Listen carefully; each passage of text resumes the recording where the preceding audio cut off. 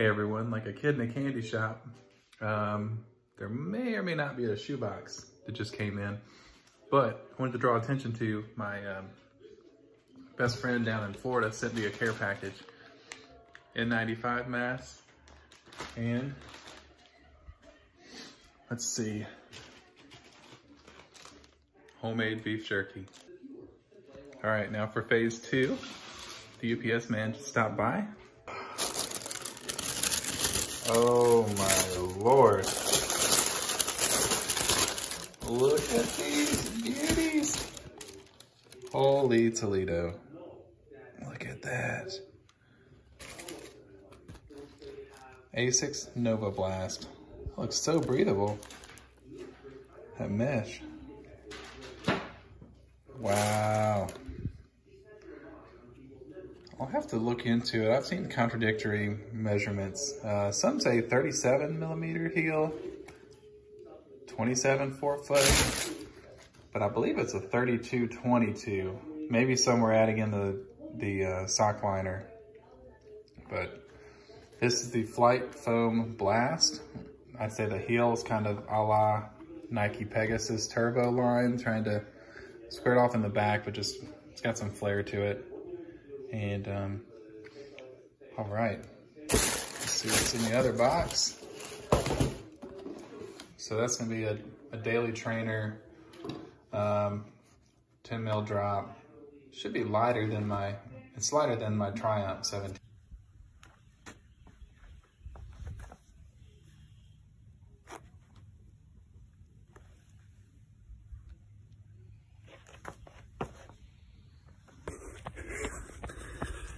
First run in the Asics Novablast. So far, feeling great, just going easy. Doesn't sound easy for my breathing, but these things feel great. With that Tokyo orange color, baby.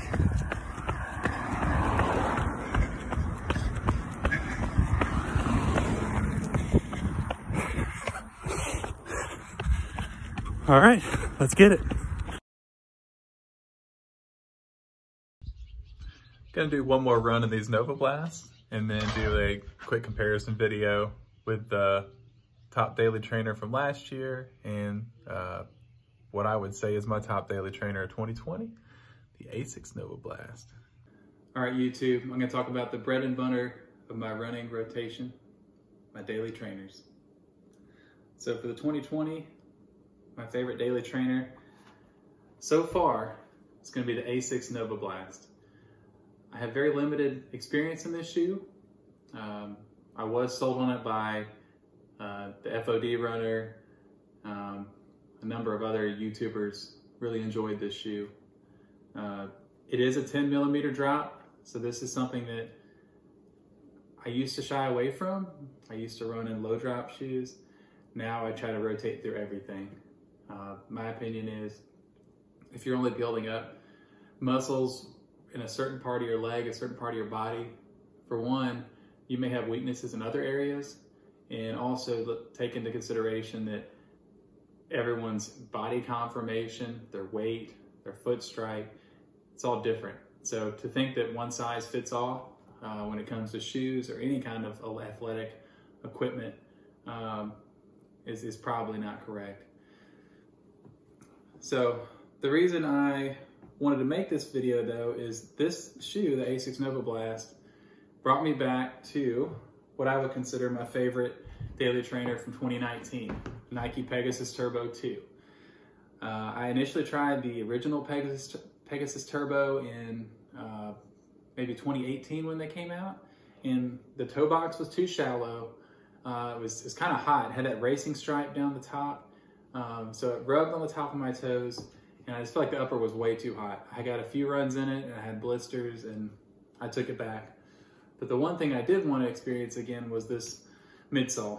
So the Zoom X is actually the top layer, and then the React is the bottom layer.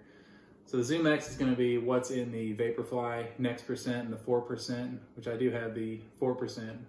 Super soft, super responsive though.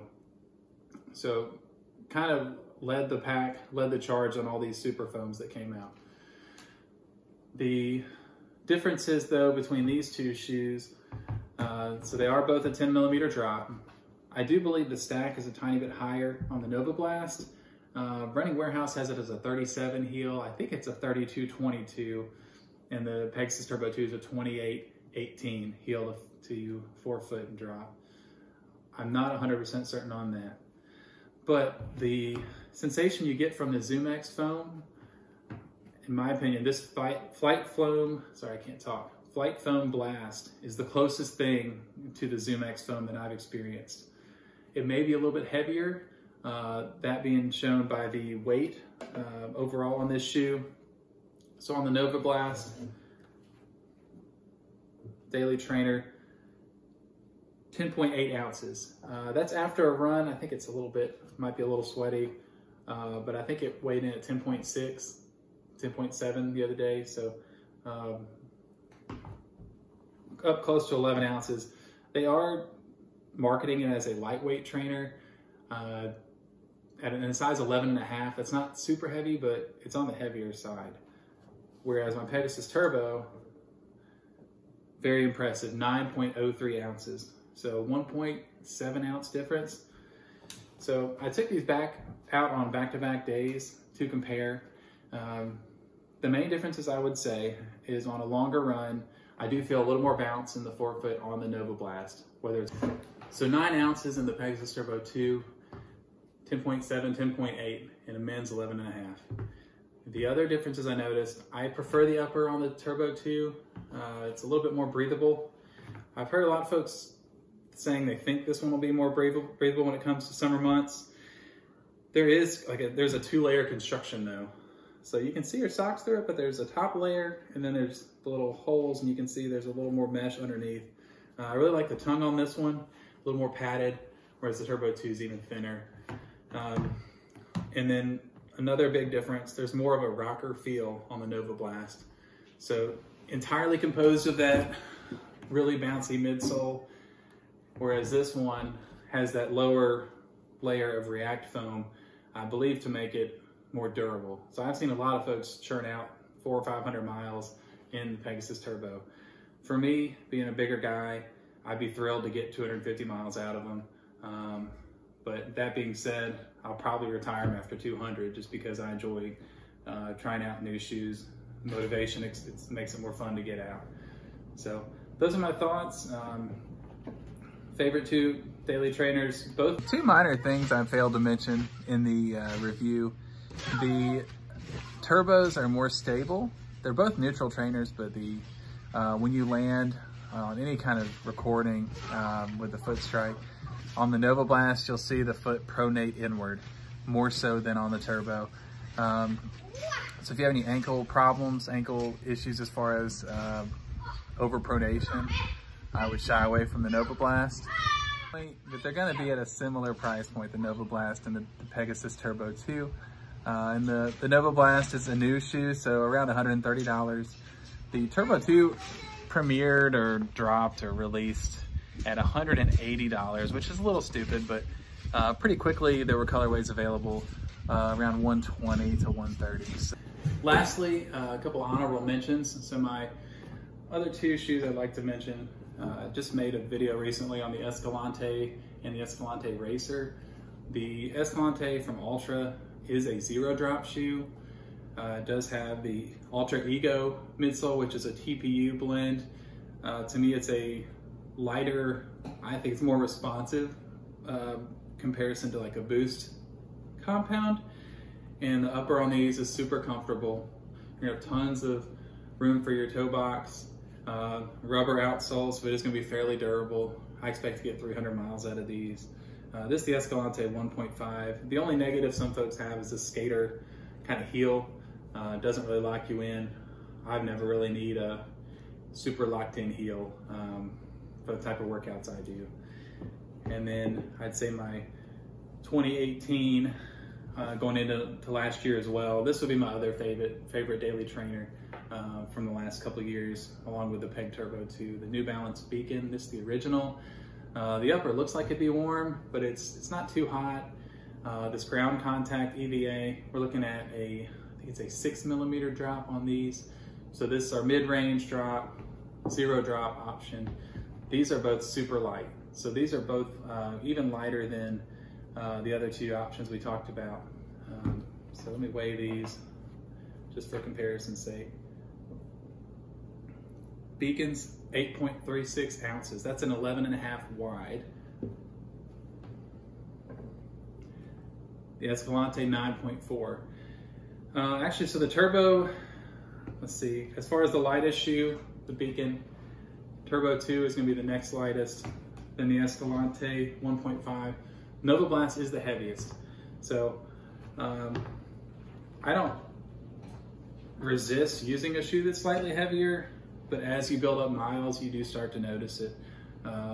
So just something to take into account.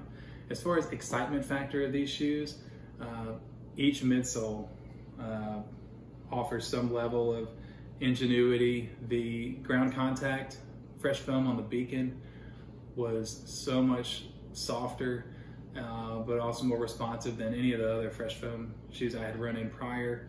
The Novablast speaks for itself. The React Zoom X combination from Nike, fantastic.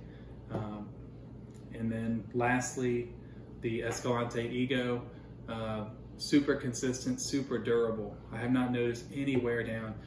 The rubber on the soles on my original Escalantes wore off before I ever needed to replace the shoe due to them flattening out. So they never flattened out. I just literally wore the outsoles off of the shoe. So just let me know if there's any other kind of content you folks would be interested in. Hey, spending some time outside with the kids. They're on the trampoline. Just wanted to say if anyone had any questions about those shoes or comments or want to give any feedback, feel free. And hope everyone has a safe and happy weekend. See you next time, all right?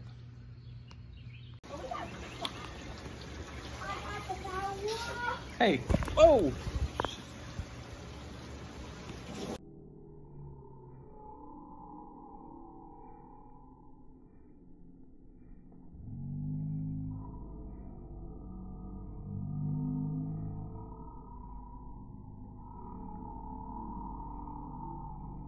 Ah! He's going down. He's going down.